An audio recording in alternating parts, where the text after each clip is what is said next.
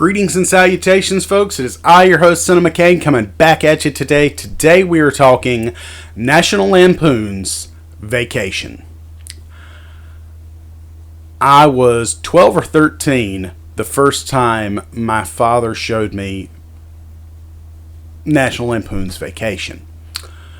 Before that, I had seen Christmas Vacation because my dad watched that movie religiously every Christmas. And so I've mentioned it a lot, and it's because he's still on my mind, but a lot of my cinematic taste, not all of it, but a lot of it, comes from my father. The thing that I love most about National Lampoon's Vacation is the fact that I feel like even if you can't directly relate to it, most of us have those moments in our life where something on a family trip or with our family just doesn't go awry or doesn't go right and goes awry. And as a result, we find ourselves looking at our family the way that we look at the Griswolds when we watch the Vacation franchise.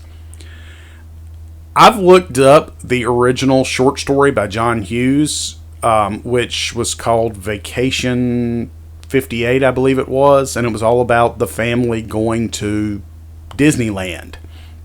Well, obviously, Disney wasn't going to let Warner Brothers use that, so they came up with the fictitious Wally World.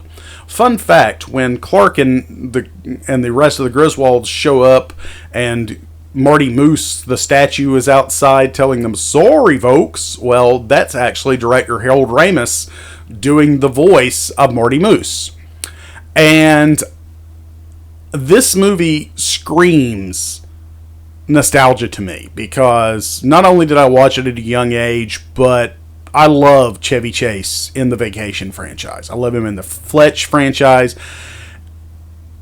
It really is a toss-up for me who I love more from those early SNL players, because the Not Ready for Primetime players were so amazing.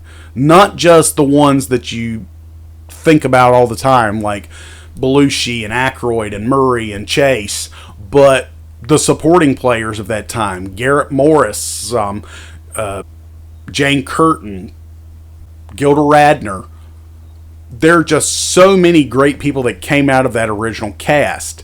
And as a result, you find yourself watching a movie like Vacation, and it just feels like such a high point for all those movies that were being made with those people during that first chunk to the middle of the 1980s.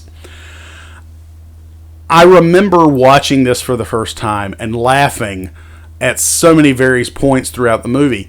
One point that I remember laughing hysterically at was the scene in the desert between Rusty and Clark when they're sharing a beer together, and Rusty finishes the beer after Clark has had like one sip.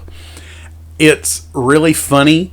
It's incredibly true to life, I think, in a lot of ways, but the reason I laughed really hard at it was because it wasn't, when I was like 10, I think it was, I asked my dad if I could have a sip of his beer, and he said yes. I immediately spit it out because I hated the taste and went, "Oh, that's disgusting." And then it was maybe 6 months later, I said, "Can I try some beer again?" And he looks at me kind of funny and says, "You didn't like it last time." And I said, "Yeah, I know, but you really seem to like it."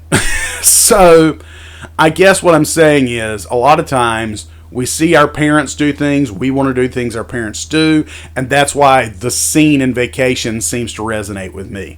I laugh so hard at this movie because I think it is so true in so many cases.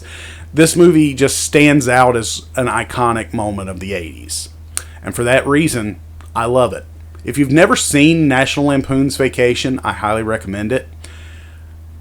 I'm your host, Cinema Kane, and I hope you enjoyed this review of National Lampoon's Vacation. If you did, don't forget to click like, don't forget to subscribe, don't forget to click that bell notification so you know every time Cinema Kane has a new video uploaded. And don't forget to share this on all your social media platforms in an effort to help me grow my channel. And I'll see you next time at the video store.